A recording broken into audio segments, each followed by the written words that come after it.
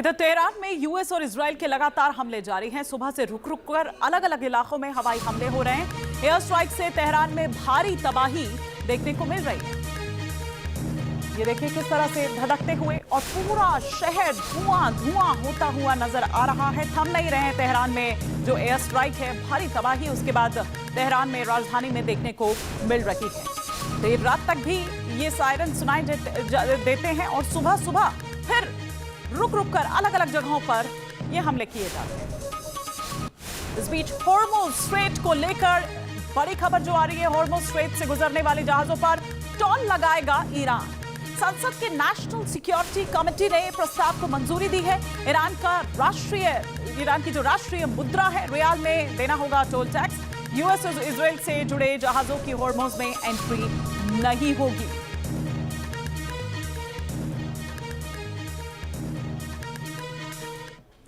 Hormuz का रास्ता जहां कई देशों के लिए बंद है, तो वहीं भारत की कूटनीति की वजह से भारत के गैस और ऑयल टैंकर हॉर्मुज़ से गुजर रहे हैं।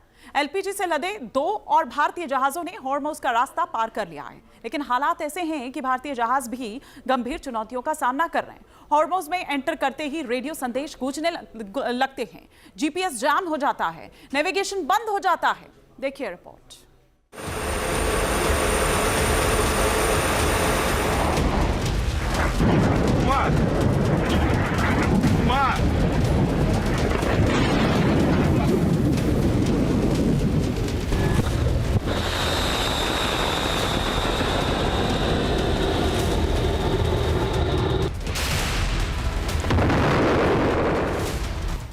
हॉर्मुज़ जो है तेहरान का अभेद्य किला।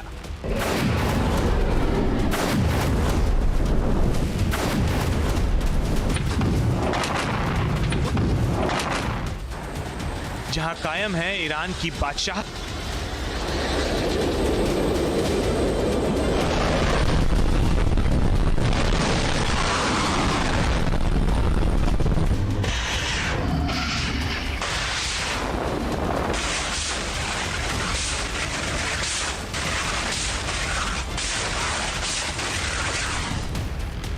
जिस हॉर्मुज़ स्ट्रेट ने सुपर पावर अमेरिका को हिला रखा है,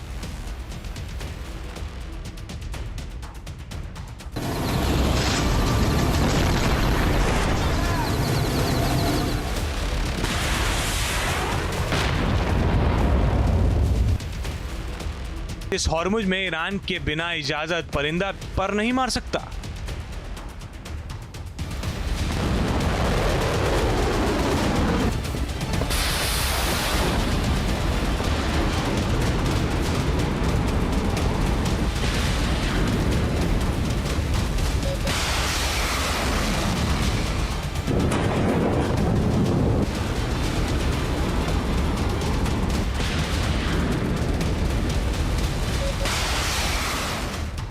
जहां सैकड़ों तेल और गैस के भरे टैंकर समंदर की लहरों पर थमे हैं। मिडिल ईस्ट में जारी जंग के बीच हॉर्मुज़ स्ट्रेट कई देशों के लिए बंद है।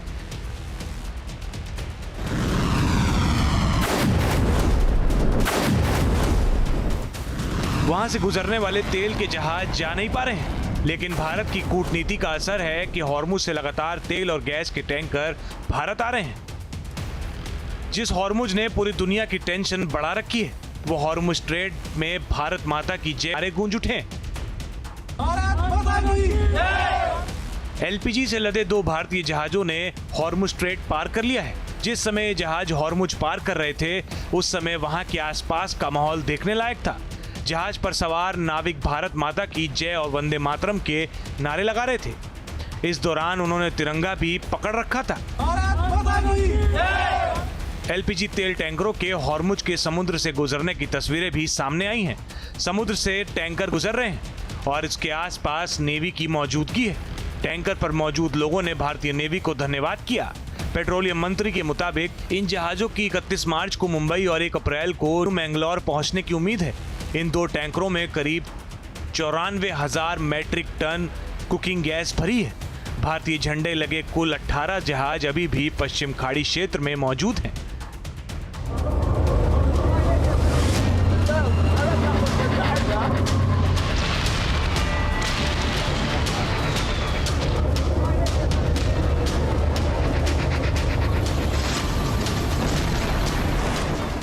हॉर्मुज में जिस तरह के हालात हैं उनमें भारतीय टैंकरों का सही सलामत गुजरना सटीक रणनीति की मिसाल है, क्योंकि इस वक्त हॉर्मुज स्ट्रेट बारूद के ढेर पर बैठा है।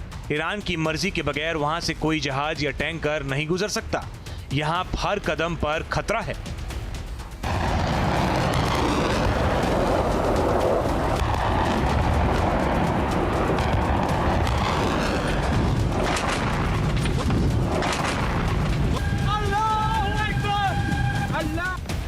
जहाजों के कैप्टन ने जो हकीकत बयां करी हैं वो रोंगटे खड़े कर देने वाली हैं। ईरान ने हॉर्मुज स्ट्रेट को इस कदर खतरनाक बना दिया है कि हॉर्मुज स्ट्रेट से गुजर रहे भारतीय जहाज भी गंभीर चुनौतियों का सामना कर रहे हैं।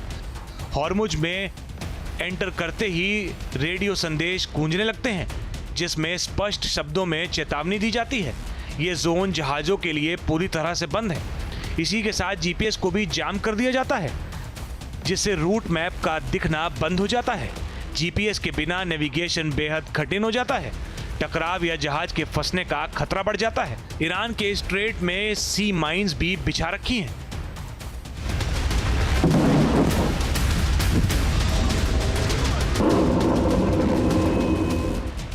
इन चुनौतियों से जहाजों के कप्तानों और क्रू में असमंजस और भय की स्थिति पैदा हो जाती है। ऐसे में यहां से गुजरना मौत के कुएं को पार करने से कम खतरनाक नहीं है।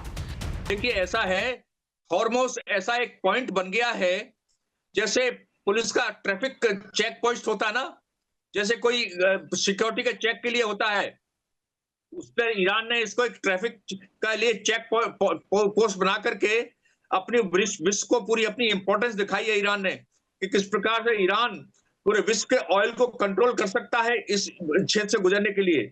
और उसके पास उसका एक आइलैंड है, खोरजा आइलैंड। उस आइलैंड पर के जरिए उसने हॉर्मुज जो वहां का आउटर पास है जहां से समुद्र के जहाज गुजरते हैं, उस पर डोमिनेशन की हुई है। और इसी की वजह से तनाव और बढ़ गया है। जो बहुत से देश जिनका ईरान के साथ संबंध अच्छा नहीं है, उनके जहाजों को नहीं निकलने दे रहा ईरान।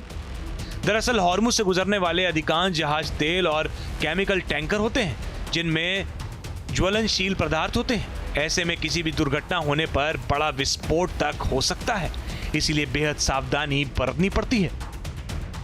और वहां पर खौफनाक स्थिति इसलिए है कि वहां पर उसके जो लड़ाकू जहाज है ईरान के, वो चौकसी कर रहे हैं और चारों तरफ युद्ध का माहौल है। इसलिए जहाज जिनमें इतना ऑयल लोडेड है, उनको रिस्क लगता है कि यदि जहाज में जरा भी कोई बात हो गई तो जहाज में आग लग सकती है। इसलिए रिस्की हो गया है। और ईरान जो है इस क्षेत्र को अपना डोमिनेशन, अपना प्रभुत्व दिखाने के लिए, विश्व को अपनी इंपॉर्टेंस महसूस कराने के लिए इस पर कब्जा किया हुआ ईरान ने। अमेरिकी नेतृत्व वाले ज्वाइंट मैरीटाइम इंफॉर्मेशन सेंटर ने 24 मार्च को इस इलाके का समुद्री खतरे का स्तर क्रिटिकल घोषित किया था। 1 मार्च से अब तक 21 घटनाएं दर्ज की जा चुकी हैं, जिनमें नेविगेशन में बाधा और सुरक्षा जोखिम शामिल है। इन खतरों की वजह से हॉर्मुज से जहाजों की आवाजाही में भारी गिरावट आई है। जहां पहले प्रतिदिन औसतन 138 जहाज गुजरते थे, अब वहां संख्या घटकर सिंगल डिजिट में आ गई है।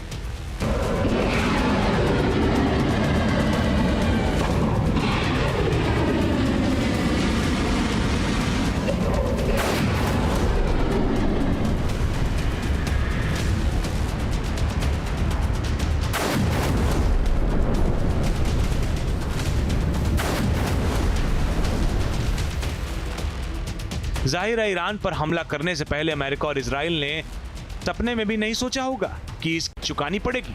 ईरान के बारूदी चक्रव्यूह की वजह से तमाम देश बड़े संकट से गुजर रहे हैं। सुपर पावर अमेरिका का अहंकार चूर चूर हो गया है। अमेरिका इसी हॉर्मुज पर कब्जे का ख्वाब देख रहे हैं। लेकिन सवाल है कि तेहरान के इस अभेद्य किले को ट्रंप क्या फतेह कर पाएंगे? Team news nation.